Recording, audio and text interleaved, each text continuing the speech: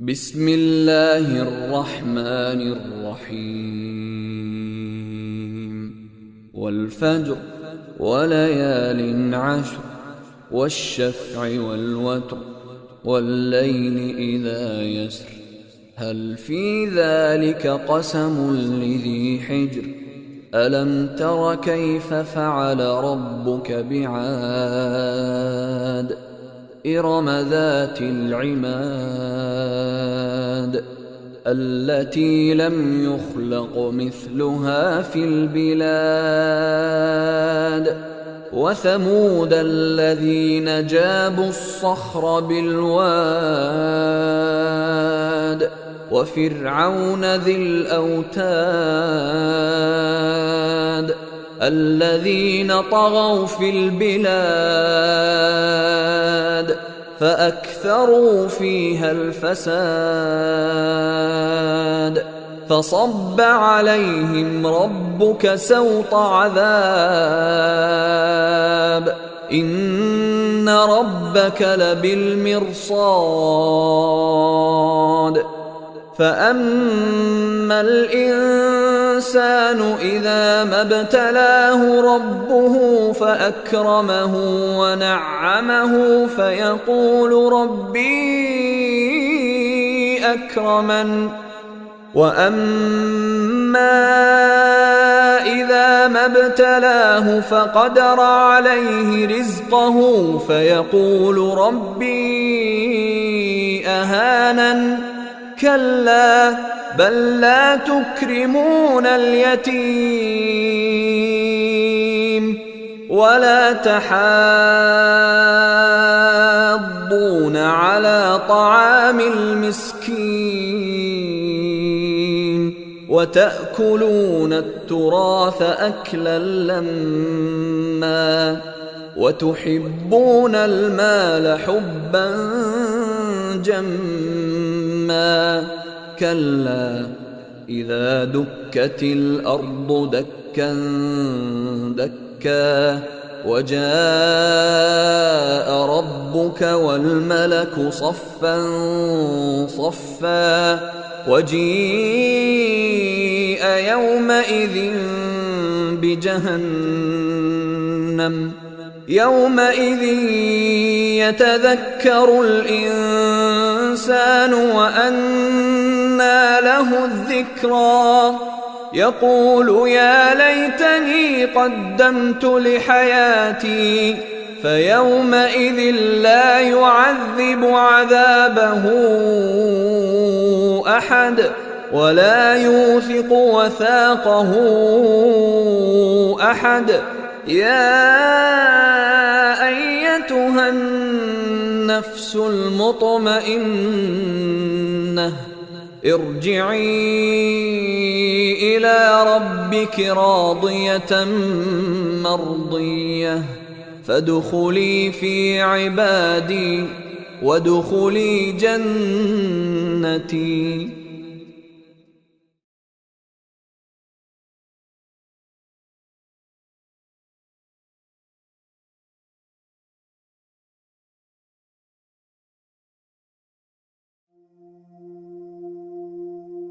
بسم الله الرحمن الرحيم السلام عليك يا أبا عبد الله السلام عليك يا ابن رسول الله السلام عليك يا خيرة الله وابن خيرته السلام عليك يا ابن أمير المؤمنين وابن سيد الوصيين السلام عليك يا ابن فاطمة سيدة نساء العالمين السلام عليك يا ثار الله وابن ثاره والوتر الموتور السلام عليك وعلى الأرواح التي حلت بفنائك عليكم مني جميعا سلام الله أبدا ما بقيت وبقي الليل والنهار. يا أبا عبد الله لقد عظمت الرزية وجلت وعظمت المصيبة بك علينا وعلى جميع أهل الإسلام، وجلت وعظمت مصيبتك في السماوات على جميع أهل السماوات.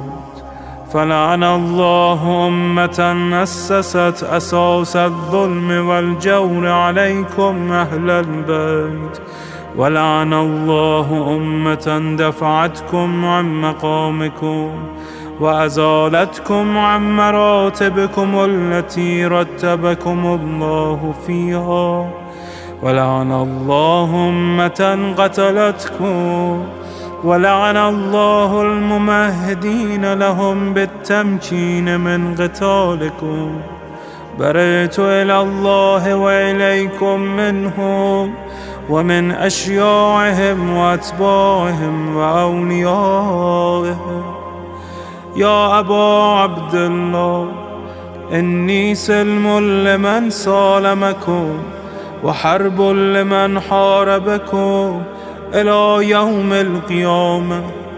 ولعن الله آل زياد وآل مروان، ولعن الله بني أمية قاطبة، ولعن الله ابن مرجانة، ولعن الله عمر بن سعد، ولعن الله شمرا، ولعن الله أمة أسرجت وألجمت وتنقبت لقتالك.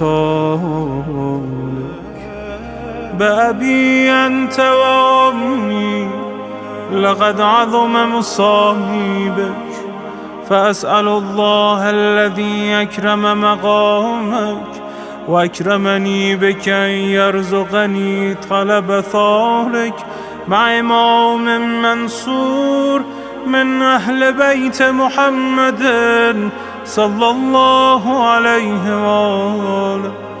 اللهم اجعلني عندك وجيها بالحسين عليه السلام في الدنيا والآخرة.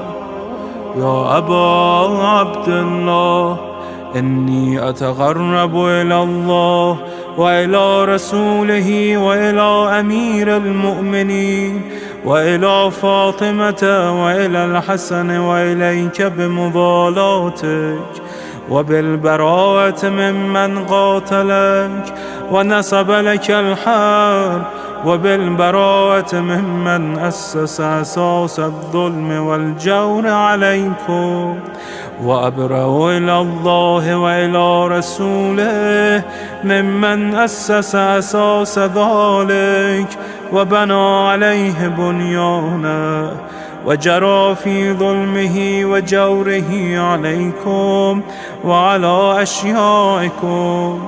برئت إلى الله وإليكم منهم، وتقرب إلى الله ثم إليكم بمضالاتكم ومضالاة وليكم، وبالبراءة من أعدائكم والناصبين لكم الحرب، وبالبراءة من أشيائهم وأتباعهم. إني سلم لمن سالمكم وحرب لمن حاربكم وولي لمن والاكم وعدو لمن عاداكم. فأسأل الله الذي أكرمني بمعرفتكم ومعرفة أوليائكم ورزقني البراءة من أعدائكم أن يجعلني معكم في الدنيا والآخرة، وأن يثبت لي عندكم قدم صدق في الدنيا والآخرة. وأسأله أن يبلغني المقام المحمود لكم عند الله، وأن يرزقني طلب ثاري مع إمام هدى ظاهر ناطق بالحق منكم. وأسأل الله بحقكم وبالشأن الذي لكم عنده أن يعطيني بمصابي بكم أفضل ما يعطي مصابا بمصيبته، مصيبة أعظمها وأعظم رزيتها في الإسلام وفي جميع السماوات والأرض. اللهم اجعلني في مقامي هذا ممن تناله منك صلوات ورحمة ومغفرة. اللهم اجعل محياي محيا محمد وآل محمد ومماتي ممات محمد وآل محمد. اللهم إن هذا يوم تبركت به بنو أمية وابن آكلة الأكباد، اللعين ابن اللعين على لسانك ولسان نبيك صلى الله عليه وآله. في كل موطن وموقف وقف فيه نبيك صلى الله عليه وآله. اللهم لعن أبا سفيان ومعاوية ويزيد بن معاوية، عليهم منك اللعنة أبد العابدين. وهذا يوم فرحت به آل زياد وآل مروان بقتلهم الحسين صلوات الله عليه. اللهم فضاعف عليهم اللعن منك والعذاب الأليم. اللهم إني أتقرب إليك في هذا اليوم وفي موقفي هذا وأيام حياتي بالبراءة منهم واللعنة عليهم وبالموالاة لنبيك وآل نبيك عليه وعليهم السلام. اللهم لعن أول ظالم ظلم حق محمد وآل محمد وآخر تابع له على ذلك. اللهم لعن العصابة التي جاهدت الحسين وشايعت وبايعت وتابعت على قتله. اللهم لعنهم جميعا. السلام عليك يا أبا عبد الله وعلى الأرواح التي حلت بفنائك. عليك مني سلام الله أبدا ما بقيت وبقي الليل والنهار، ولا جعله الله آخر العهد مني لزيارتكم.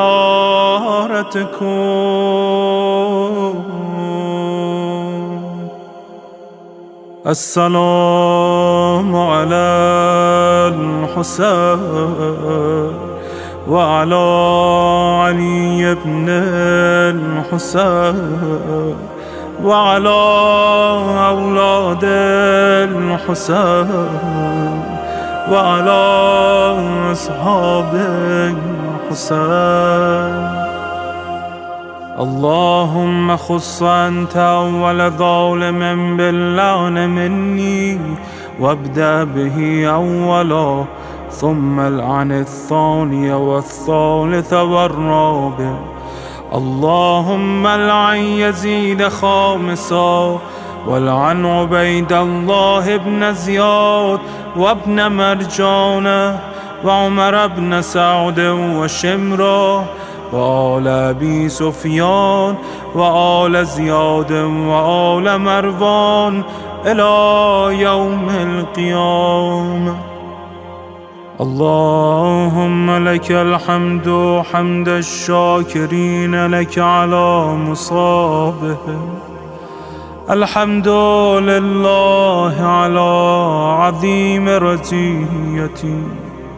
اللهم ارزقني شفاعة الحسين يوم الورود وثبتني قدم صدق عندك مع الحسين وأصحاب الحسين الذين بذلوا مهجهم دون الحسين عليه السلام.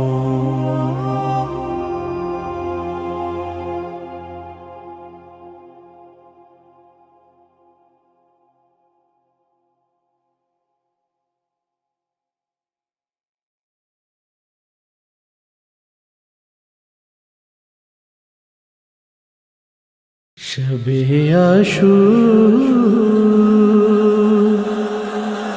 ڈھلنے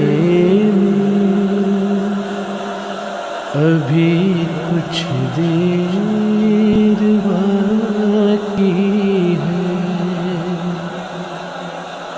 شب عاشور ڈھلنے ابھی کچھ دیر باقی ہے کہ زینب کے اجڑنے ابھی کچھ دیر باقی ہے. جہاں شہنے اترنا ہے وہاں موجود ہے ذرا. جہاں شہنے اترنا ہے وہاں موجود ہے ذرا. کہ مقتل گاہ سجنے میں ابھی کچھ دیر باقی ہے. کرے رخسار پر بوسے کہے مادر سکینہ سے. کرے رخسار پر بوسے کہے مادر سکینہ سے. تیری رنگت بدلنے میں ابھی کچھ دیر باقی ہے. صلح اصغر کو جھولے میں شہادت کی سنا لوری. صلح اصغر کو جھولے میں شہادت کی سنا لوری. کس جھولے کے جلنے میں ابھی کچھ دیر باقی ہے. ابھی اکبر کے سینے میں دھڑکتا ہے دل صغرا. ابھی اکبر کے سینے میں دھڑکتا ہے دل صغرا. اور اس دھڑکن کے رکنے میں ابھی کچھ دیر باقی ہے. سمیٹ اپنی نگاہوں میں کلیجے سے لگا فرمان سمیٹ اپنی نگاہوں میں کلیجے سے لگا فرمان تیرا قاسم بکھرنے میں ابھی کچھ دیر باقی ہے خیام شاہ کربل پہ ابھی پہرا ہے غازی کا خیام شاہ کربل پہ ابھی پہرا ہے غازی کا ان خیموں کے جلنے میں ابھی کچھ دیر باقی ہے ابھی عباس زندہ ہے ابھی زینب ہے پردے میں ابھی عباس زندہ ہے ابھی زینب ہے پردے میں رضا سر سے اترنے میں ابھی کچھ دیر باقی ہے علی عابد کی آنکھوں سے ہے بہت اشک پانی کی علی عابد کی آنکھوں سے ہے بہت اشک پانی کے یہ پانی خون بننے میں ابھی کچھ دیر باقی ہے نئی مقبر کا لاشا بھی اٹھایا جائے گا رن سے نئی مقبر کا لاشا بھی اٹھایا جائے گا رن سے کہ قاصد کے پہنچنے میں ابھی کچھ دیر باقی ہے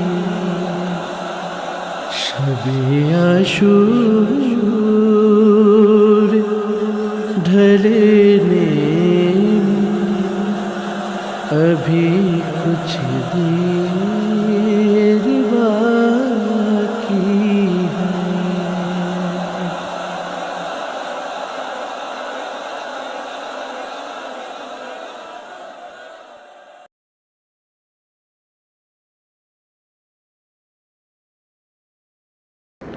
رحم اللہ من قرأ الفاتحہ بسم اللہ الرحمن الرحیم الحمد للہ رب العالمین الرحمن الرحیم مالک یوم الدین ایاک نعبد و ایاک نستعین اہدنا الصراط المستقیم صراط الذین انعمت علیہم غیر المغضوب علیہم ولا الضالین بسم اللہ الرحمن الرحیم قل اللہ احد اللہ الصمد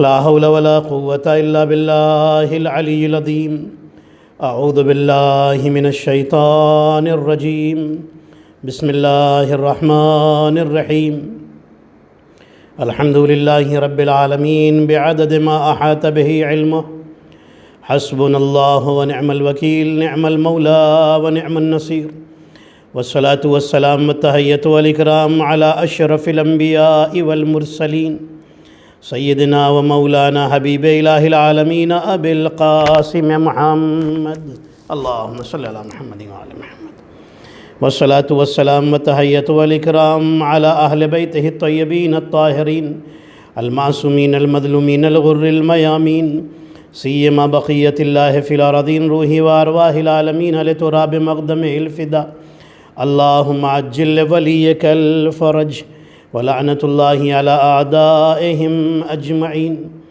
أما بعد فقد قال الله الحكيم بسم الله الرحمن الرحيم وجعلنا منهم أئمة يهدون بأمرنا لما صبروا وكانوا بآياتنا يوقنون صلوات پڑھیں محمد اور آل محمد پر اللہم صلی علی محمد و آل محمد الحمدللہ بحق محمد و آل محمد علیہ السلام ہمارے درمیان جو گفتگو چل رہی ہے اس کا عنوان ہے، اس کا ٹاپک ہے ہدایت اور امامت یا امامت اور ہدایت۔ عزیزان محترم، میں آج آپ کی خدمت میں یہ عرض کرنے کی کوشش کروں گا انشاءاللہ کہ امامت کیوں ضروری ہے۔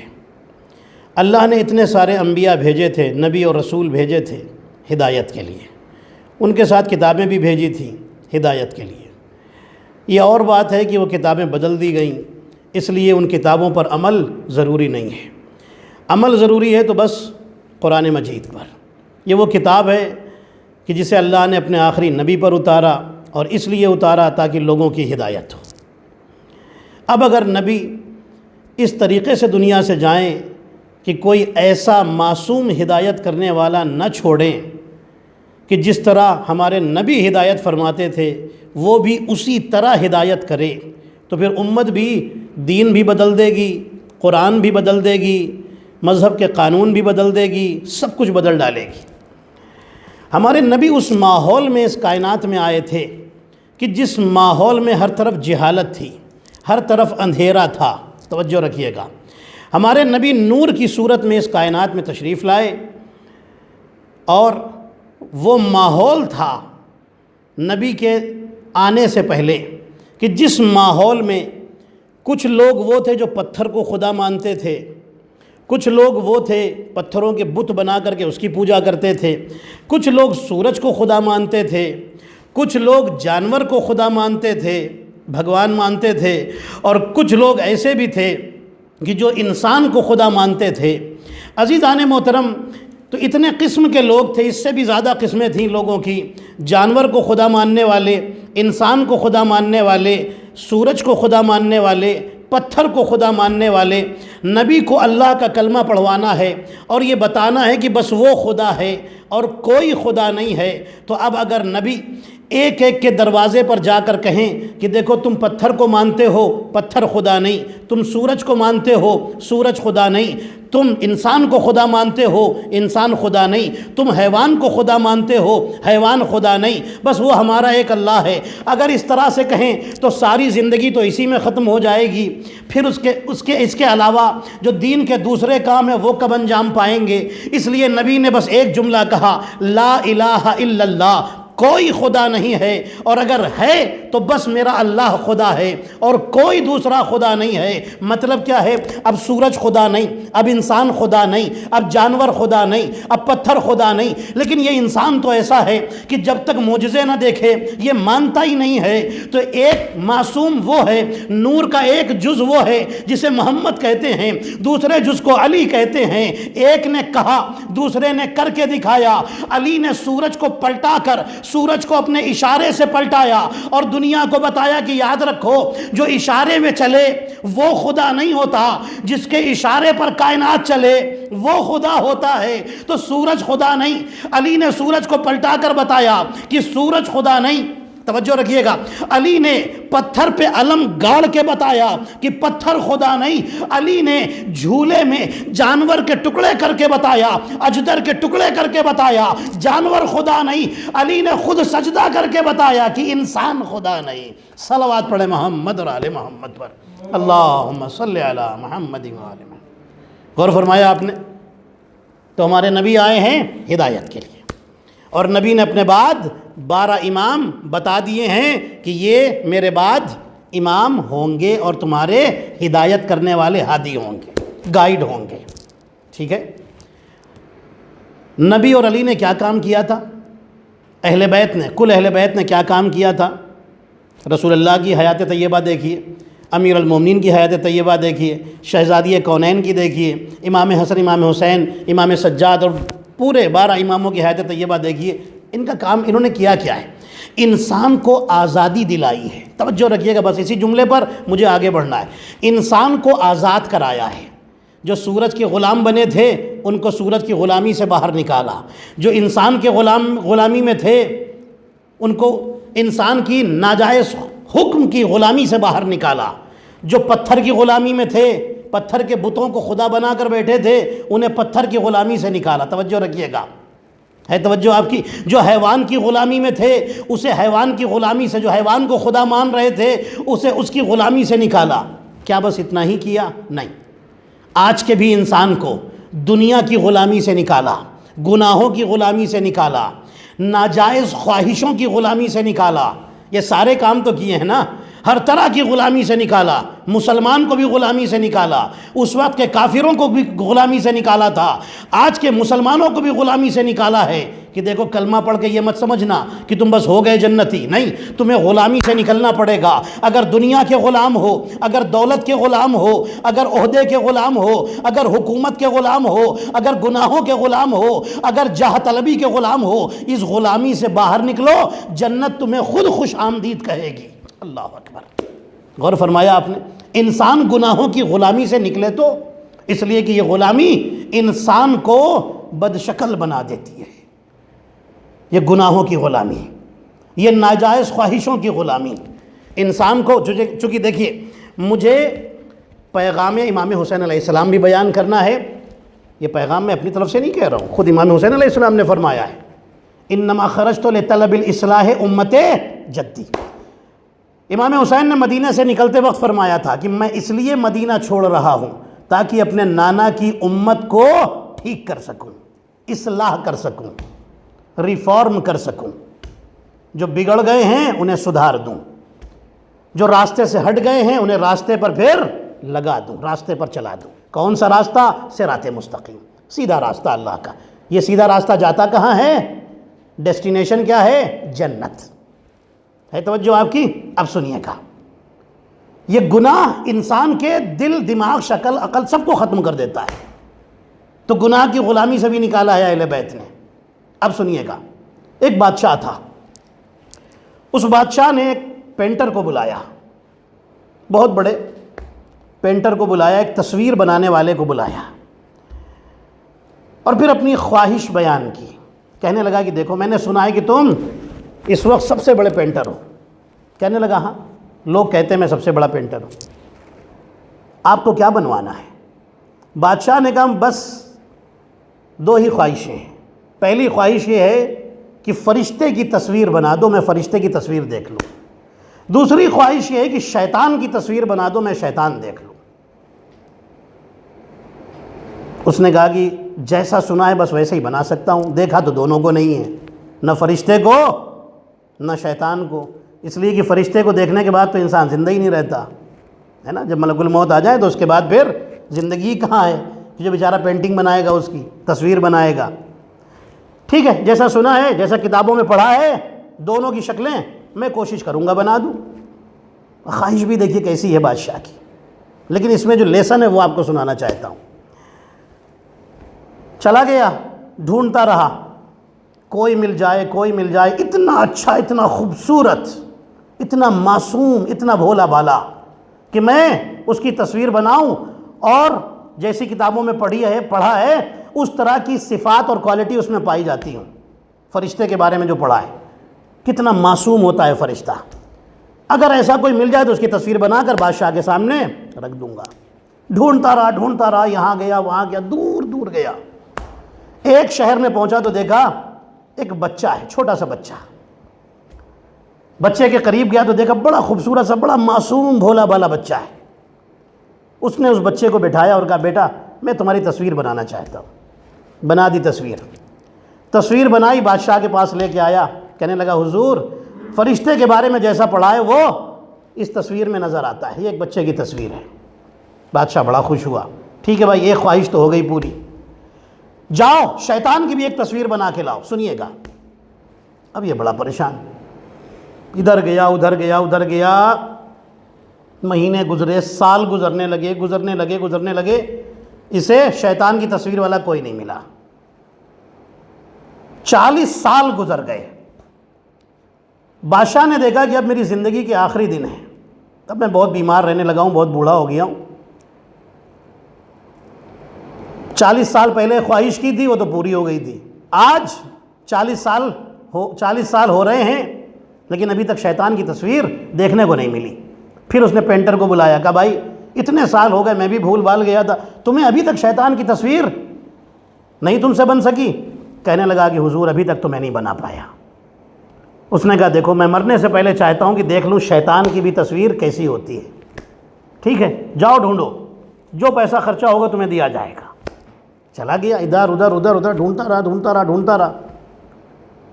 آخر میں جیلوں میں گیا کہ دیکھیں یہاں پر بہت سارے قیدی ہیں, مجرم ہیں, کرمنلز ہیں, شاید ان میں کوئی ایسا مل جائے خطرناک, خوفناک, بد شکل, بھیانک شکل والا, ڈراؤنی شکل والا. تصویر بناؤں گا اور لے جا کر کے بادشاہ کو دے دوں گا. لیکن جب وہ جیلوں میں پہنچا نا, جیل میں دیکھنے کے لیے, تو اس نے سوچا کہ یہ بھی تو اللہ کے بندے ہیں, گناہ کیا ہے, ہو سکتا ہے توبہ کر لے, ہو سکتا ہے ان کی شکلیں پھر اچھی ہو جائیں, اور ان میں کوئی اتنا برا تو نظر نہیں آتا کہ میں اس کی تصویر بنا دوں. نکل گیا جیل سے, ڈھونڈتا رہا, ایک جگہ پہنچا. اس نے دیکھا سڑک کے کنارے ایک بد شکل انسان, جس کا چہرہ دیکھتے ہی انسان کو کراہیت محسوس ہونے لگے. ایک خوفناک ڈراؤنی شکل والا انسان کھڑا ہے جو شراب کے نشے میں مست ہے. یہ اس کے قریب پہنچا, کہنے لگا بھائی میں تمہاری تصویر بنانا چاہتا ہوں. کہنے لگا نہیں, نشے میں تھا. بھگانے لگا, بھاگ جاؤ یہاں سے. پتھر اٹھا لیا مارنے کے لیے. اس نے کہا دیکھو میں تمہیں پیسے دوں گا, بہت سارے پیسے ہیں میرے پاس, بس مجھے اتنی اجازت دو کہ میں تمہاری تصویر بنا لوں. ٹھیک ہے چلو, پیسے کی بات آئی, بنا لو. بیٹھ گیا, یہ بھی بیٹھ کر بنانے لگا. جب یہ تصویر بنا رہا تھا نا تو وہ رونے لگا. وہ آدمی رونے لگا جو بیٹھا ہے, اپنی تصویر بنوا رہا تھا نا, رونے لگا. اس نے پوچھا کہ تم رو کیوں رہے ہو؟ تصویر تو بن گئی تمہاری, میں بادشاہ کے سامنے جا کر پیش کروں گا. بادشاہ کی خواہش ہے شیطان کی تصویر دیکھ لے, شیطان جیسے تم نظر آ رہے ہو, تم رو کیوں رہے ہو؟ وہ شیطان کی شکل والا انسان کہتا ہے تم نے مجھے نہیں پہچانا لیکن میں تمہیں پہچان گیا ہوں. سنو, 40 سال پہلے تم نے جو فرشتے کی تصویر بنائی تھی وہ میں ہی تھا. توجہ کیا آپ نے, وہ میں ہی تھا. اتنا معصوم نظر آتا تھا, اتنا خوبصورت نظر آتا تھا کہ تم نے فرشتے کی تصویر بنانی ہوئی تو میری تصویر بنا کر بادشاہ کو دکھا دی اور بادشاہ مان بھی گیا. آج جب تمہیں شیطان کی تصویر کی ضرورت ہے تو میں ہی تمہیں نظر آیا, اس لیے کیونکہ میں اپنی معصومیت کو سنبھال کر نہ رکھ سکا. اتنی گناہیں کی, اتنی شراب پی, جوا کھیلا, ساری گناہیں کر ڈالی, ساری معصومیت میری نکل گئی. اب میں شیطان جیسا نظر آ رہا ہوں. وہ کہتا ہے کہ اب میں شیطان جیسا نظر آ رہا ہوں. عزیزان محترم, جہاں یہ واقعہ لکھا تھا وہاں ایک جملہ لکھا ہوا تھا کہ کوشش کرے خدا کے لیے اپنی اس معصومیت کو جو اللہ نے عطا کی ہے اسے سنبھال کر کے رکھیں تاکہ فرشتے جیسے نظر آئیں, شیطان جیسے نظر نہ آئیں. معصومیت بچانے کے لیے ضروری نہیں ہے کہ انسان نبی ہی بنا ہو تبھی معصوم رہ سکتا ہے, نبی رسول بنا ہو تبھی معصوم رہ سکتا ہے. معصومیت بچانے کے لیے, خود کو گناہوں سے بچانے کے لیے ضروری نہیں ہے کہ نبی اور رسول ہو تبھی بچا سکتا ہے۔ ارے اہل بیت کے در پر آ جائے، اہل بیت کی سیرت کو اپنے اندر اتارے، اہل بیت کے طریقوں پر عمل کرنا شروع کرے۔ ان کے گھر میں رہے گا، نہ نبی ہوگا نہ رسول ہوگا، لیکن اتنا بلند ہوگا، اگر عورت ہوگی تو فضہ کہلائے گی، مرد ہوگا تو سلمان کہلائے گا۔ صلوات پڑھیں محمد اور آل محمد پر، اللہم صلی علی محمد و آل محمد۔ عزیزان محترم، غور فرمایا آپ نے، انسان اپنی معصومیت کو سنبھال کر رکھے، خود کو گناہوں سے بچا کر کے چلے۔ یہ زندگی بڑی قیمتی ہے جو اللہ نے دی ہے، اور اللہ کی امانت ہے، امانت ہے اللہ کی، ہماری کچھ نہیں ہے۔ امام سجاد علیہ السلام فرماتے ہیں کہ اگر کوئی مجھے امانت دے، میرے بابا کا قاتل بھی میرے پاس امانت رکھائے تو میں اس کی بھی امانت اسے واپس پلٹاؤں گا۔ اللہ اکبر! آپ سوچئے، اللہ نے امانت اسی طرح واپس پلٹاؤں گا، جیسی اس نے دی ہے ویسے ہی واپس پلٹاؤں گا، امام سجاد علیہ السلام فرماتے ہیں۔ آپ سوچئے کہ ایک گنہگار بھی، اگر اتنا بڑا گنہگار بھی امانت دے تو اس کی امانت اسی طرح واپس پلٹانی ہے، تو اگر خدائے کریم جس سے بڑی کوئی ذات ہی نہیں ہے، اگر وہ ہمیں یہ زندگی دے رہا ہے اور ہم گناہوں سے بگاڑ کر کے اسے واپس کر دیں قبر کے اندر، تو وہ کتنا ناراض ہوگا۔ میرے عزیزو، آپ غور فرمائیں، یہ قبر ہے کیا؟ ایک بہت عظیم انسان گزرے جن کا نام تھا خواجہ نظام الملک، بڑی عزت تھی ان کی، پہلے ایسے نہیں تھے، عزت دار نہیں تھے، کوئی پوچھتا بھی نہیں تھا، بات بھی نہیں کرتا تھا ان سے۔ یہ کیسے بدلے؟ انہوں نے ایک دن رات میں خواب میں دیکھا کہ ایک بڑے سے کمرے کے اندر بیٹھے ہوئے ہیں، اس کمرے میں چاروں طرف کچھ لوگ بیٹھے ہیں کہ جن کے بدن سے بدبو آ رہی ہے، جن کے چہرے خطرناک ہیں، لمبے بال ہیں جو زمین تک چھو رہے ہیں، ڈراؤنے چہرے ہیں۔ یہ اٹھ کے بھاگنا چاہتے ہیں، کمرے سے نکلنا چاہتے ہیں، لیکن بدن میں طاقت ہی نہیں ہے، اٹھ ہی نہیں سکتے ہیں۔ اچانک ان کی آنکھ کھل گئی، بہت ڈرے ہوئے تھے، پوری رات پھر نہیں سوئے، ایسا ڈراؤنا خواب۔ دوسرے دن سوئے، پھر وہی خواب دیکھا، پھر ڈرے، تیسرے دن پھر وہی خواب دیکھا، لیکن آج تھوڑا خواب بدلا ہوا تھا۔ انہوں نے دیکھا کہ انہی بدبودار اور بدشکل لوگوں کے بیچ میں یہ بیٹھے ہیں اور وہ لوگ انہیں چھوڑ کر نہیں جا رہے ہیں، لیکن تھوڑی دیر میں کچھ خوبصورت لوگ، نورانی لوگ جن کے جسم سے خوشبو نکل رہی تھی، وہ دروازے پر آ کر کھڑے ہوئے۔ ان میں سے ایک ایک اندر آتا تھا، جیسے ہی ایک اچھا اندر آتا تھا، ایک یہاں سے برا اور بدشکل بدبودار انسان باہر نکل جاتا تھا، پھر ایک آتا تھا، پھر ایک نکل جاتا تھا، پھر ایک آتا تھا، پھر ایک نکل جاتا تھا۔ وہ آتے گئے، یہ نکلتے گئے۔ انہوں نے ایک اس میں سے جو اچھا انسان تھا اس سے ایک سے پوچھا کہ یہ بتاؤ یہ کون تھے اور آپ کون ہیں؟ اس نے کہا سنو، یہ کوئی اور نہیں تھے، یہ جو برے تھے یہ تمہاری گناہیں تھیں، اور ہم جو ہیں وہ تمہاری اچھائیاں ہیں۔ اب تمہارے اوپر ہے، تم جتنی بھی گناہیں چاہے کرو یا جتنے بھی اچھے کام کرو، بس یہ سوچ لو جو زیادہ کرو گے انہی کے ساتھ تمہیں یہاں رہنا پڑے گا۔ تم اچھے کرو گے تو ہمارے ساتھ رہنا پڑے گا، برے کام کرو گے تو ان کے ساتھ رہنا پڑے گا۔ وہ کہتے ہیں کہ اس کے بعد میں نے توبہ کیا، استغفار کیا، اور پھر زندگی میں پوری کوشش یہی کرتا تھا برائیوں سے بھاگتا رہوں، اچھائیوں کے قریب جاتا رہوں۔ صلوات پڑھے محمد اور آل محمد پر، اللہم صلی علی محمد۔ ایک ایک کر کے گناہیں چھوڑنی شروع کر دی عزیزان محترم، اور پھر خواجہ نظام الملک بن گئے، اتنے اچھے انسان بن گئے کہ ہر انسان پھر ان کی عزت اور ان کا احترام کرنے لگا۔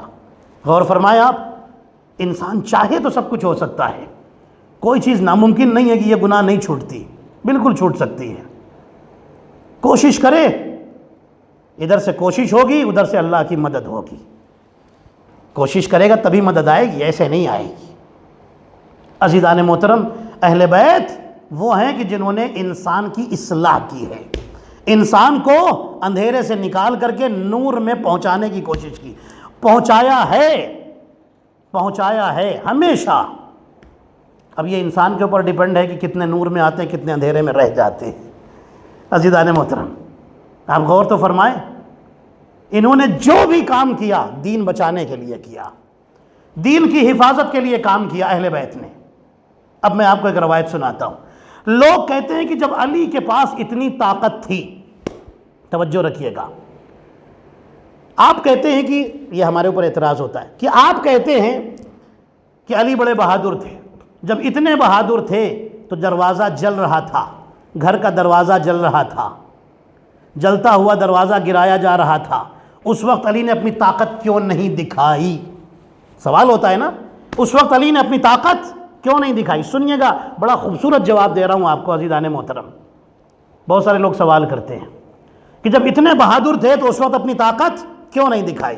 اب میں آپ کو روایت سناتا ہوں. یہ علی کون ہیں جن کی تلوار کے نام سے لوگ کانپ جاتے ہیں، ڈرتے ہیں، اور آج اتنی ہمت کہ گلے میں رسی باندھ کر کے علی کو کھینچا جا رہا ہے اور علی تلوار نہیں چلاتے. گھر کا دروازہ جلایا جا رہا ہے، علی تلوار نہیں چلاتے. کیوں؟ سنیے گا، ان کا مقصد کیا ہے؟ دین کی حفاظت کرنا. حضرت موسیٰ علیہ السلام کی جب ولادت کا زمانہ آ رہا تھا، فرعون کے پاس جو نجومی بیٹھتے تھے انہوں نے کہا کہ اے فرعون سنو، ایک بچہ پیدا ہوگا جو تمہیں ڈبو کر کے مار دے گا. آپ سنتے ہیں، بس مجھے روایت کو روایت سے جوڑنا ہے اور کنکلوژن اور نتیجہ انشاءاللہ آپ خود ہی مجھ سے پہلے شاید نکال لیں گے. ایک بچہ پیدا ہوگا جو تمہیں ڈبو کر کے مار دے گا.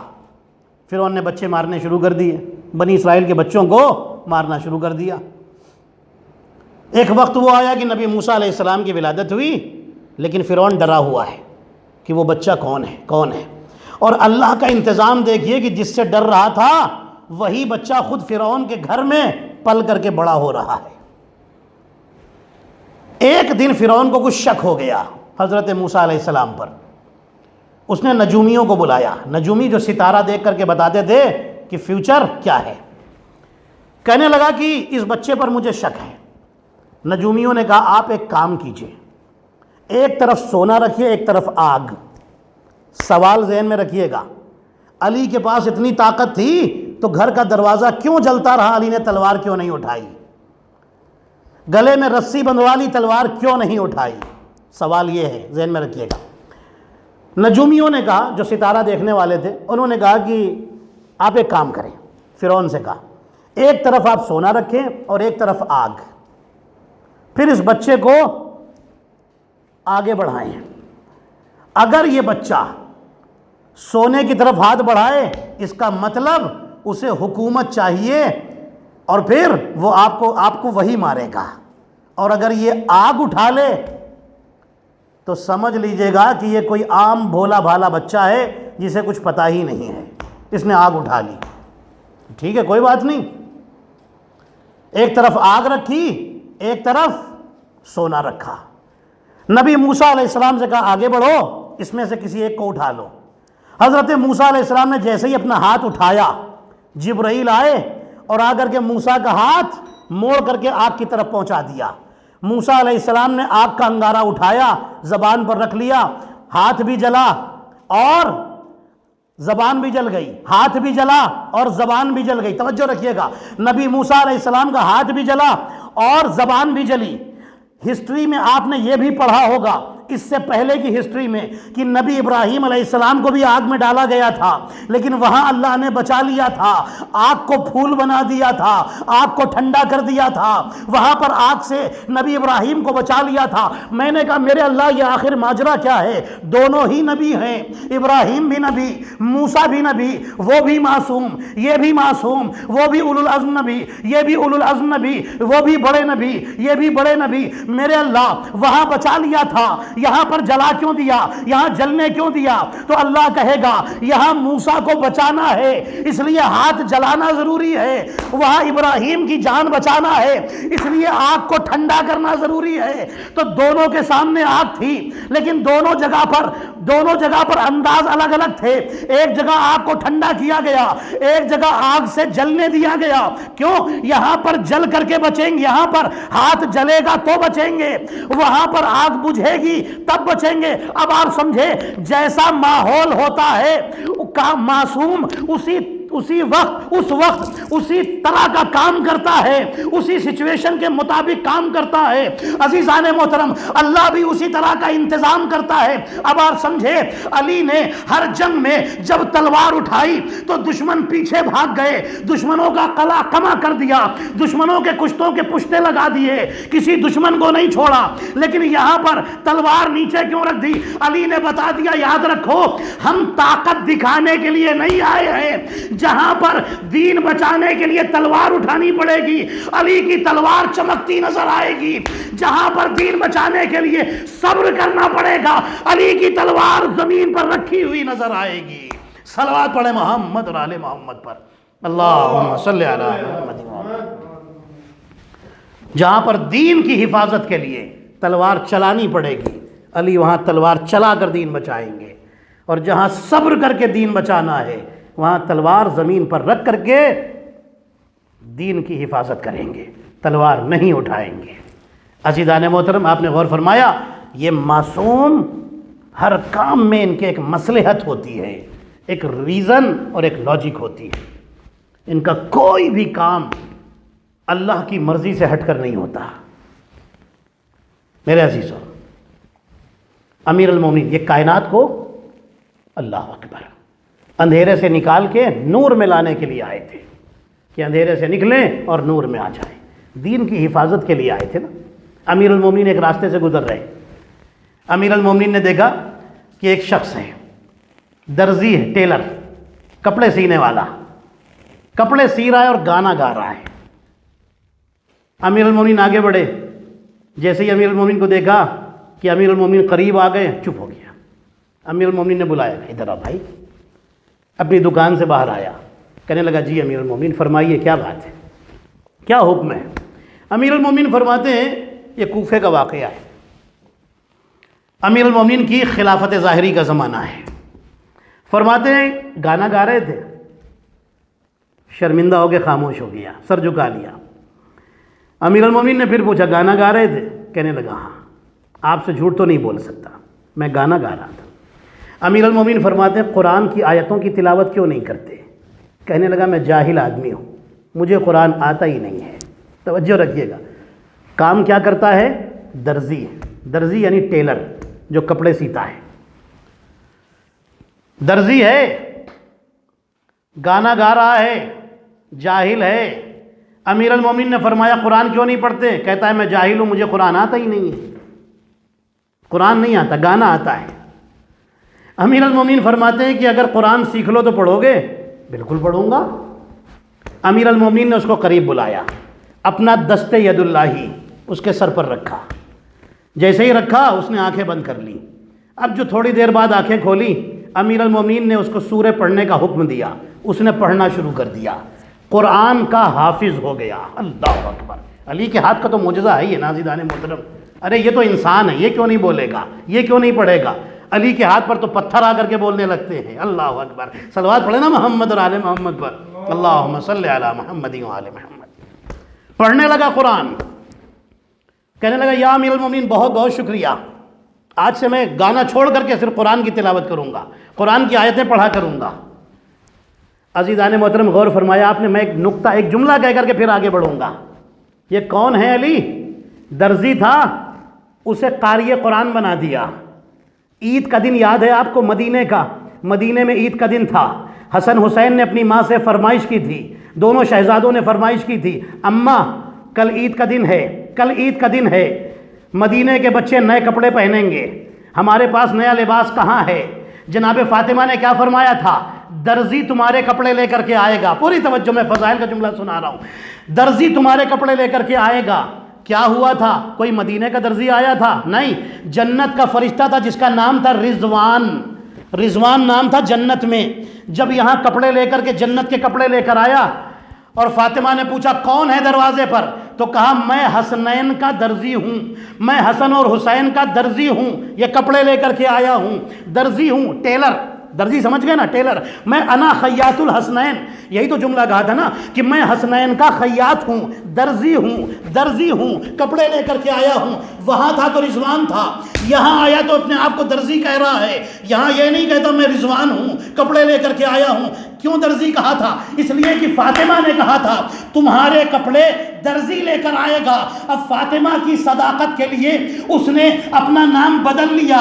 فاطمہ کی صداقت کو دنیا کے سامنے ثابت کرنے کے لیے اس نے اپنا نام بدل لیا اور خود کو درزی کہنے لگا۔ اب میں جملہ سنا دوں، ارے علی اور علی کے گھر والے تو ایسے ہیں کہ یہ جب چاہیں جو چاہیں وہ یہ کر سکتے ہیں۔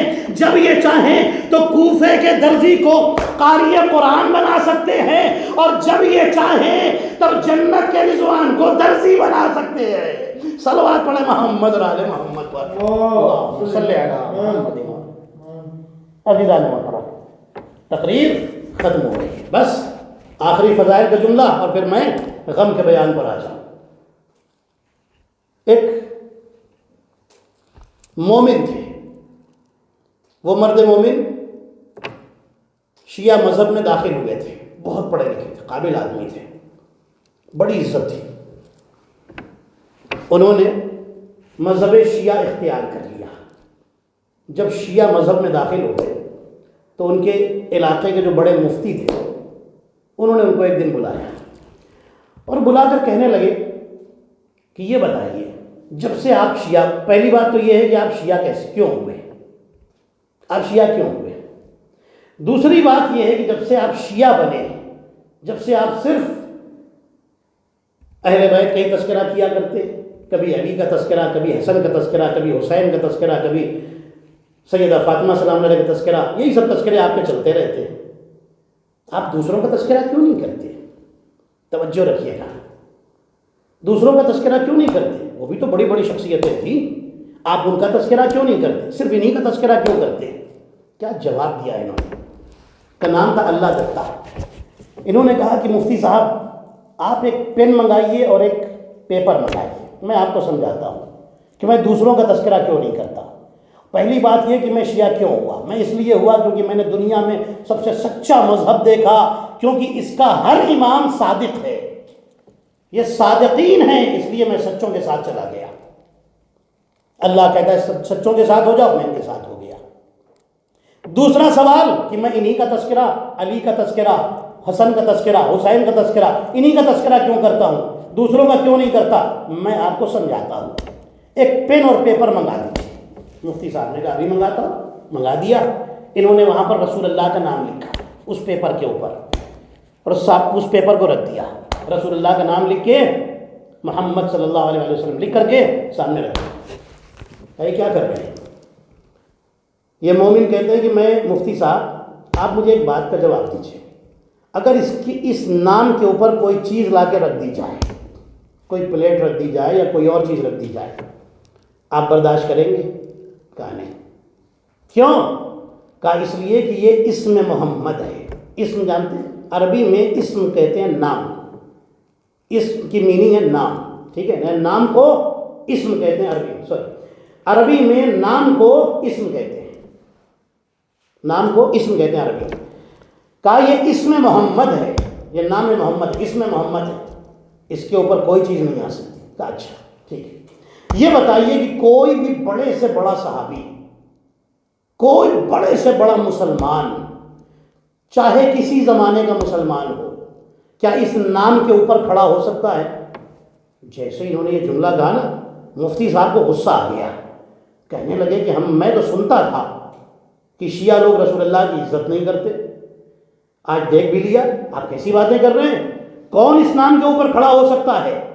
کس میں جرأت ہے جو کھڑا ہو سکتا ہے؟ اس میں محمد کے اوپر کوئی کھڑا نہیں ہو سکتا۔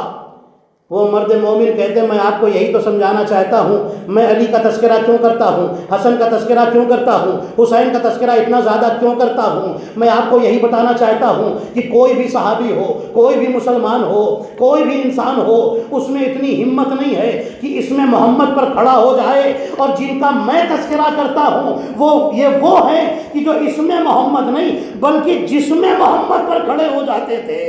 اس حسن کبھی رسول کی گود میں، کبھی رسول کے کندھے پر، علی کبھی علی کے رسول کے ہاتھوں پر، کبھی حسین محمد کی پشت پر آ جاتے تھے۔ صلوات پڑھے محمد اور آل محمد پر، اللہم صلی علی محمد و آل محمد۔ غور فرمایا آپ نے، یہ ہے اہل بیت، ان کی شان بڑی عظیم ہے۔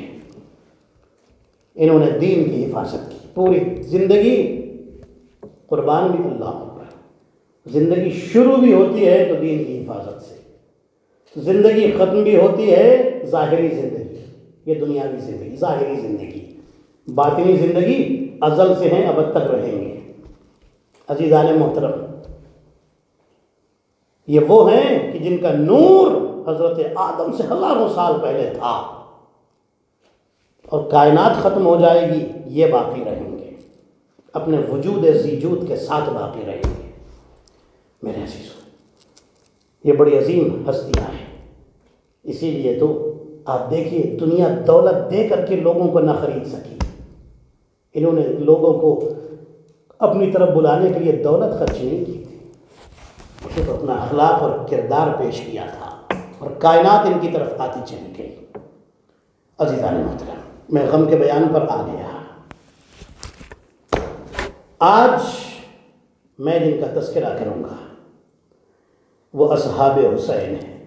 ہاں عزادارو، یہ محرم کے دن، یہ غم کے ایام، یہ وہ دن ہیں کہ جن میں آپ رونے کے لیے تشریف لاتے ہیں، غم کے دن ہیں، ایام عزا ہیں، آپ کے جسموں پر کالے لباس آ جاتے ہیں، عزا خانے سج جاتے ہیں، آپ بڑے آرام سے ان مجلسوں میں آتے ہیں حسین کے غم میں پرسہ دینے کے لیے۔ لیکن ایک بی بی ہے جو بڑے آرام سے نہیں آتی، جو اتنے آرام سے نہیں آتی، وہ بی بی ٹوٹی ہوئی پسلیوں پر ہاتھ رکھ کے آتی ہے اور آ کر کہتی ہے واہ حسینہ واہ غربتہ، عزاداروں کے آنسوؤں کو اپنے رومال میں جمع کرتی ہے۔ عزاداروں، وہ بی بی عزاداروں کے آنسوؤں کو اپنے رومال میں جمع کرتی ہے اور جنت کی زینت بنا دیتی ہے۔ عزاداروں، روایتوں میں لکھا ہے کہ ایک دن ایک شخص آیا اور آنے کے بعد امام سجاد سے سوال کرتا ہے، مولا یہ بتائیے کہ کب تک روتے رہیں گے؟ امام فرماتے ہیں کہ جب تک زندگی ہے روتے رہیں گے۔ امام سجاد فرماتے ہیں کہ جب تک زندگی ہے تب تک روتے رہیں گے۔ کہنے لگا کہ شہادت تو آپ کی میراث ہے، پھر آپ اتنا کیوں روتے ہیں؟ عزادارو، امام سجاد فرماتے ہیں کہ تو نے انصاف نہیں کیا، شہادت ہماری میراث ہے، لیکن ماں بہن اور پھوپھیوں کا بے مخنہ و چادر دیار بدیار پھرایا جانا، نامحرموں کے درمیان پھرایا جانا، یہ تو ہماری میراث نہیں ہے۔ عزادارو، آج آپ اصحاب حسین کا ماتم کریں گے نا، روایتوں میں لکھا ہے کہ جب امام حسین کا قافلہ مکے میں، جب حسین نے حج کو عمرے سے بدلا اور حسین کا سفر شروع ہوا، مکے سے حسین کا سفر شروع ہوا۔ عزادارو، اب جہاں پر یہ قافلہ رکے گا اسے تو کربلا کہتے ہیں نا، جب کربلا کے قریب پہنچ رہے تھے، ایک مقام پر پہنچے، حسین کا قافلہ رکا ہوا ہے۔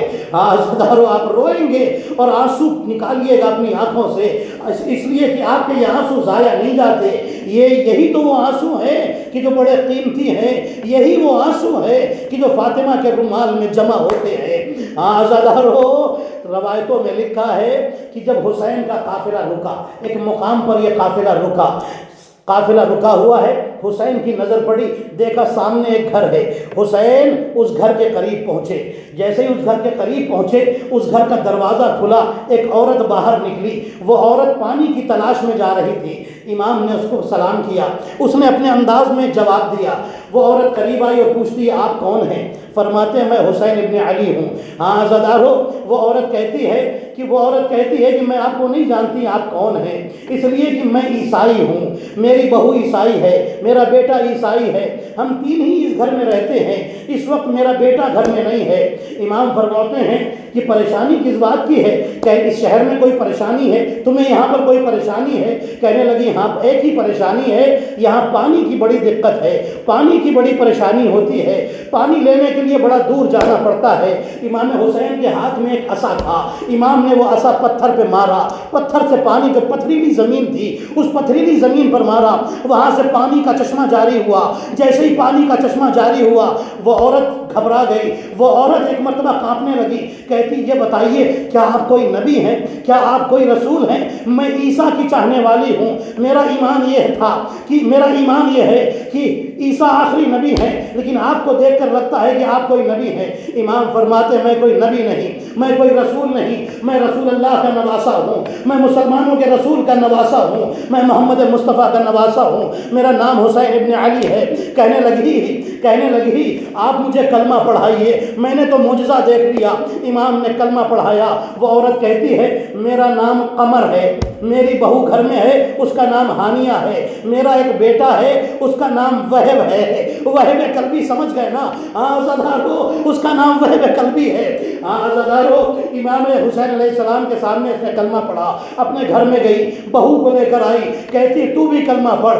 بہو نے بھی کلمہ پڑھ لیا. بہو کا نام ہے ہانیہ. عزادارو اس ہانیہ نے بھی کلمہ پڑھ لیا, اس قمر نے بھی کلمہ پڑھ لیا. دونوں نے کلمہ پڑھا, مسلمان ہو گئے. حسین اپنے خیمے میں واپس آ گئے. عزادارو شام ہوئی, حسین کا قافلہ رکا ہوا ہے. شام ہوئی, اس کا بیٹا گھر میں آیا, وہب گھر میں آیا. ماں اپنے بیٹے سے سارا واقعہ بتاتی ہے اور کہتی اب تو بھی مسلمان بن جا. کہتا ہے کہ ضرور میں مسلمان بنوں گا, یہ بتائیے کہ مولا حسین کہاں ہے. ماں اپنے بیٹے کو لے کر کے آئی, امام حسین کے سامنے کلمہ پڑھا اور مسلمان بن گیا. عزادارو اب دوسرا دن آیا, امام حسین کا قافلہ یہاں سے روانہ ہو رہا ہے. جیسے ہی قافلہ روانہ ہونے لگا, وہب اپنی ماں اور بیوی کے ساتھ آیا اور کہتا ہے مولا اب میں مسلمان بن چکا ہوں, مولا اب میں آپ کے ساتھ ساتھ رہنا چاہتا ہوں. امام فرماتے ہیں تجھے پتہ نہیں ہے جہاں میں جا رہا ہوں وہاں بڑی بڑی مصیبت ہی مصیبت ہے, وہاں غم ہی غم ہے. میں سرزمین کرب و بلا کی طرف جا رہا ہوں. وہ کہتا ہے چاہے جتنی مصیبت ہو, جان دینی ہوئی تب بھی دوں گا, لیکن آپ کے ساتھ رہنا چاہتا ہوں. امام فرماتے ہیں چلو. عزادارو یہ سب کربلا کی سرزمین پر آ گئے. عزادارو عاشور کا دن آیا, جب اصحاب کی شہادت ہونے لگی, اصحاب حسینی شہادت دینے لگے, تو یہ قمر آئی اور آ کر مولا حسین کی خدمت میں عرض کرتی ہے مولا میرے بیٹے کو کب میدان میں جانے کی اجازت ملے گی. مولا حسین فرماتے ہیں میں اجازت دوں گا. عزادارو وہب آئے, تیار ہو کر کے آئے ہیں. وہب کے ساتھ وہب کی زوجہ بھی ہے, وہب کی ماں یہاں کھڑی ہوئی ہے. عزادارو روایتیں بتاتی ہے کہ وہب کو اجازت ملی. وہب جیسے ہی گھوڑے کی طرف بڑھے, بیوی قریب آ گئی, وہب کو ایک گوشے میں لے گئی, وہب سے کچھ باتیں کرنے لگی. عزادارو وہب کی ماں نے آواز دی وہب دیکھو بیوی کی بات میں آ کر رک نہ جانا, اگر تم نے اپنی جان حسین پر قربان نہ کی تو میں فاطمہ زہرا کو کیا منہ دکھاؤں گی. عزادارو وہب کی زوجہ بھی مومنہ بن چکی تھی. یہ ہانیہ قریب آئی اور آ کر کہتی اماں میں وہب کو روک نہیں رہی ہوں, میں آپ کے بیٹے کو روک نہیں رہی ہوں, میں تو بس دو باتیں کہہ رہی تھی. پہلی بات یہ کہہ رہی تھی کہ اے وہب قیامت میں رسول اللہ کے سامنے جب تم حاضر ہونا تو مجھے بھول نہ جانا, میری بھی سفارش کر دینا. اور دوسری بات یہ کہنی تھی کہ وہب جانے سے پہلے مجھے حسین کی بہن, مولا حسین کی بہن شہزادی زینب کے پاس پہنچا دو, اس لیے کہ عربوں کا قاعدہ یہ ہے کہ جب مردوں کو مار دیا جاتا ہے تو ان کی عورتوں کے سر سے چادریں اتار لی جاتی ہے, چادریں چھین لی جاتی ہے, ان کے ہاتھوں میں رسی باندھ دی جاتی ہے. میں نہیں چاہتی میرے سر سے چادر چھینے, اس لیے میں زینب کے ساتھ رہنا چاہتی ہوں, کیونکہ زینب تو رسول کی نواسی ہے, علی و فاطمہ کی بیٹی ہے, اس کی چادر بھلا کون چھینے گا. جیسے ہی اس نے یہ جملہ کہا حسین سر جھکا کر رونے لگے. عجب نہیں, حسین کی نظروں میں شام غریبہ کا منظر آ گیا کہ سب سے پہلے جس کی چادر چھینی جائے گی وہ تو زینب ہوگی, جس کے سر سے خولی ملعون نیزے کی نوک سے چادر چھین رہا ہوگا. عزادارو روایتیں بتاتی ہے وہ میدان میں آئے، جہاد کیا، زخمی ہو کر گرے، مولا کو آواز دی، مولا جنازے پر پہنچے، عزادارو کچھ دیر ہوئی، دشمنوں نے وہب کا سر کاٹا اور کاٹ کر کے ماں کی طرف پھینک دیا اور کہا لے اپنے بیٹے کا سر لے لے۔ عزادارو ماں بھی کیسی عاشق حسین بن چکی تھی، کیسی محب حسین بن چکی تھی، اپنے بیٹے کے سر کو اٹھاتی ہے اور دشمنوں کی طرف واپس ڈال دیتی ہے، واپس پھینک دیتی ہے اور کہتی ہے سنو، ہم جو حسین پر قربان کر دیتے ہیں ہم اسے واپس نہیں لیتے ہیں، ہم نے جو دے دیا ہے ہمیں واپس نہیں چاہیے۔ اللہ اکبر۔ عزادارو اسی لیے تو حسین نے فخر کیا تھا اور کہا تھا اللہ نے مجھے ایسے صحابی دیے جیسے میرے نانا کو بھی نہ ملے، میرے بابا علی کو بھی نہ ملے، میرے بھائی حسن کو بھی نہ ملے، ایسے صحابی مجھے ملے ہیں، ایسے چاہنے والے مجھے ملے ہیں۔ عزادارو روایتیں بتاتی ہے انہی میں ایک صحابی اور ہے جن کا نام سعید ہے۔ عزادارو یہ سعید اور زہیر وہ ہے کہ جب حسین نماز پڑھ رہے تھے تو یہ دونوں سامنے کھڑے ہوئے اپنے جسم پر تیر روک رہے تھے، مولا آپ نماز پڑھیے تیر ہم روکیں گے۔ حسین کی نماز تمام ہوئی، ادھر سعید گرے ادھر زہیر گرے۔ عزادارو بس ان دونوں کے حوالے سے ایک ایک جملہ کہہ کر کے مجلس ختم کر رہا ہوں۔ روایتیں بتاتی ہے حسین نے سعید کا سر گود میں رکھا، سعید سے کہا جنت میں تمہیں تمہارا مقام دکھا دوں۔ عزادارو پردے ہٹ گئے، سعید نے حسین کی گود میں سر رکھ کر جنت میں اپنی جگہ دیکھ لی۔ اب اس کے بعد حسین نے ایک جملہ کہا سعید کچھ دیکھ رہے ہو؟ کہا ہاں مولا جنت میں مقام تو دیکھ لیا لیکن اب دیکھ رہا ہوں کہ آپ کے نانا رسول اللہ آ رہے ہیں۔ عزادارو حسین فرماتے ادب سے رہو۔ عزادارو روایتیں بتاتی ہے پھر مولا نے پوچھا کہ اے سعید، سعید اب کچھ دیکھا؟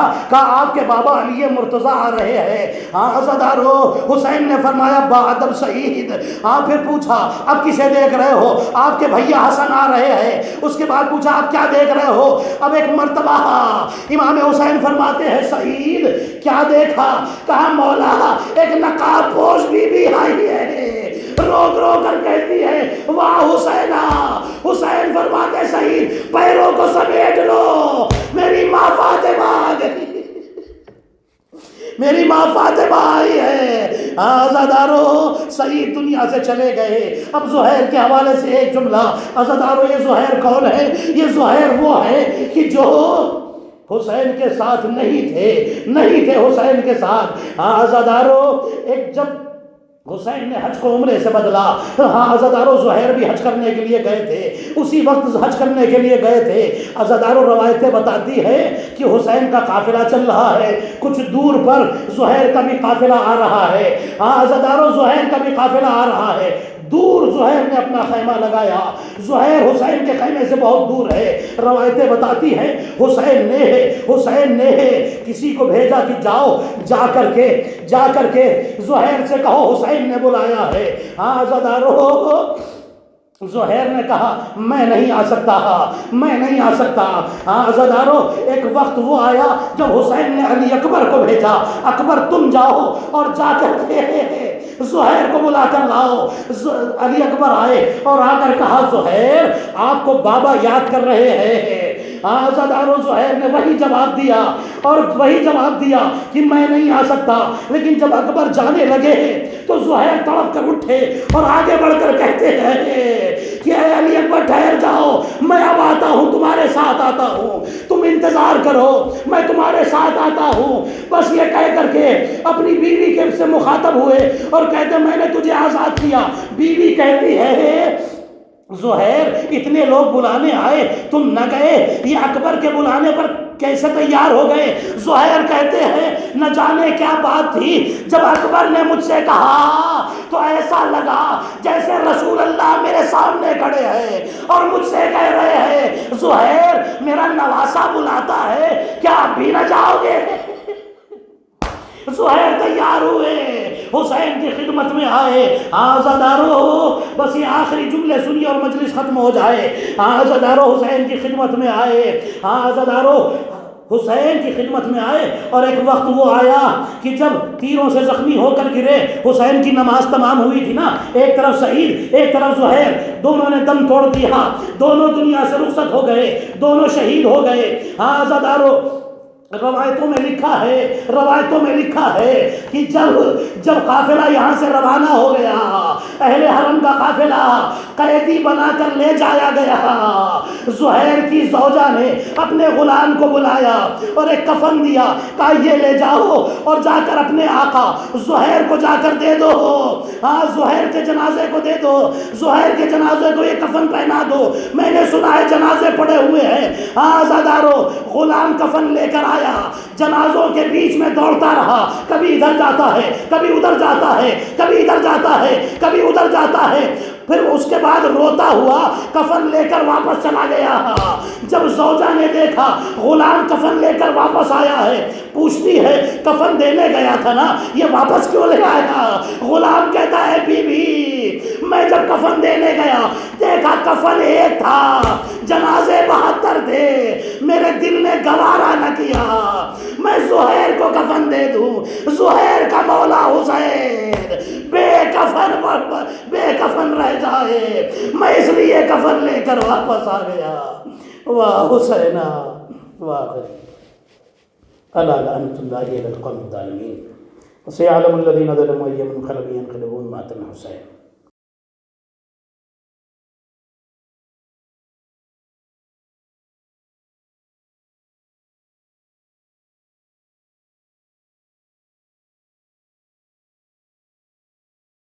یا حسین یا حسین یا حسین یا حسین یا حسین یا حسین یا حسین یا حسین، ہر ایک ماتمی مجلس میں رو کے کہتا ہے غم حسین دلوں کو سکون دیتا ہے، غم حسین دلوں کو سکون دیتا ہے، ہر ایک ماتمی مجلس میں رو کے کہتا ہے غم حسین دلوں کو سکون دیتا ہے، غم حسین دلوں کو سکون دیتا ہے۔ قسم خدا کی عزادار شاہ کرب و بلا، اسی لیے تو کبھی بے سکون نہیں رہتا، اسی لیے تو کبھی بے سکون نہیں رہتا، یہ کہہ کے فرش عزا گھر میں وہ بچھاتا ہے، غم حسین دلوں کو سکون دیتا ہے، ہر ایک ماتمی مجلس میں رو کے کہتا ہے غم حسین دلوں کو سکون دیتا ہے، غم حسین دلوں کو سکون دیتا ہے۔ یہ زندگی ہے یہی دل یہی ہے جان میری، غم حسین سے بڑھ کر نہیں ہے کوئی خوشی، غم حسین سے بڑھ کر نہیں ہے کوئی خوشی، یہ اس کا غم ہے کہ جس کا سکون سکینہ ہے، غم حسین دلوں کو سکون دیتا ہے، ہر ایک ماتمی مجلس میں رو کے کہتا ہے غم حسین دلوں کو سکون دیتا ہے، غم حسین دلوں کو سکون دیتا ہے۔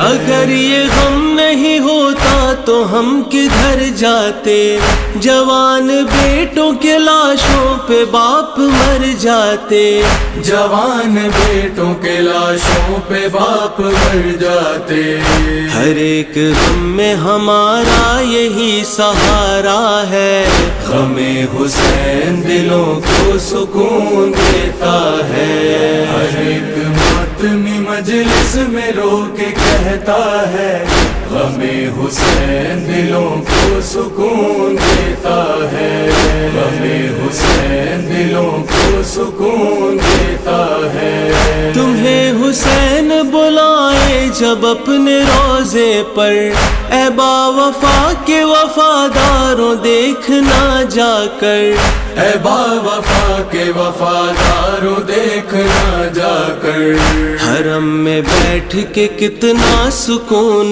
ملتا ہے، غم حسین دلوں کو سکون دیتا ہے، ہر ایک ماتمی مجلس میں رو کے کہتا ہے، غم حسین دلوں کو سکون دیتا ہے، غم حسین دلوں کو سکون دیتا ہے، ہر ایک حسین یہ کہتا ہے خود زمانے سے، نہ روک پائے گا کوئی یہ غم منانے سے، نہ روک پائے گا کوئی یہ غم منانے سے، اسی کے واسطے بی بی نے ہم کو مانگا ہے، غم حسین دلوں کو سکون دیتا ہے، ہر ایک ماتمی مجلس میں رو کے کہتا ہے، غم حسین دلوں کو سکون دیتا ہے، غم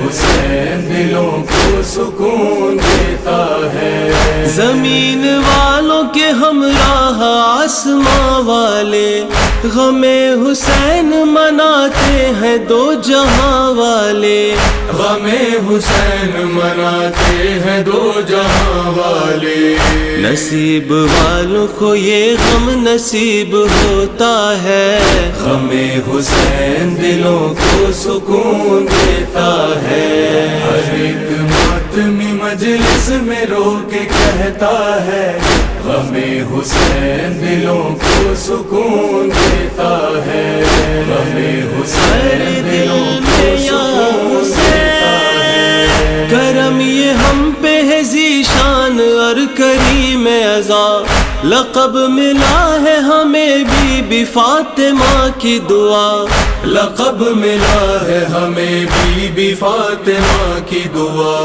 بلند اتنا بھلا کب کسی کا رتبہ ہے، غم حسین دلوں کو سکون دیتا ہے، ہر ایک ماتمی مجلس میں رو کے کہتا ہے، غم حسین دلوں کو سکون دیتا ہے، غم حسین دلوں کو سکون دیتا ہے، غم حسین دلوں کو سکون دیتا ہے، حسین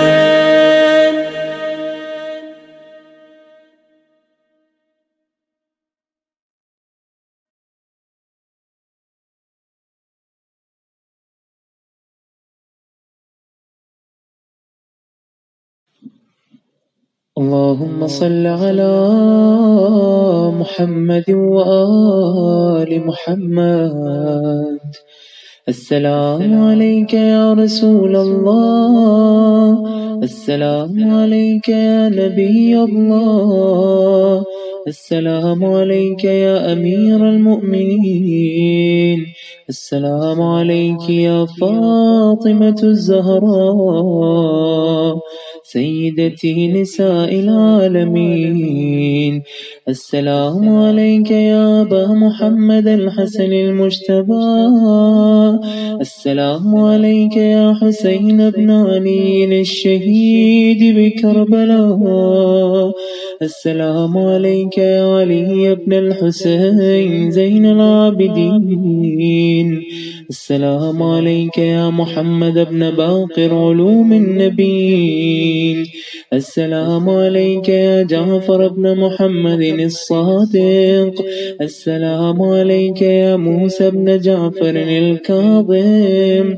السلام عليك يا علي بن موسى الرضا المرتضى، السلام عليك يا محمد بن علي التقي الجواد، السلام عليك يا علي بن محمد النقي الهادي، السلام عليك يا حسن بن علي العسكري، السلام عليك يا حجة القائم، يا صاحب العصر والزمان، الأمان الأمان الأمان الأمان من فتن الزمان.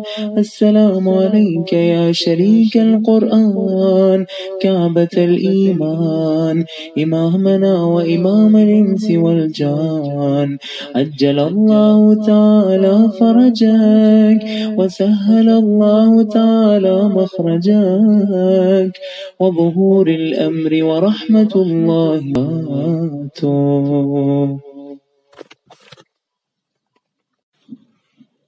اللهم صل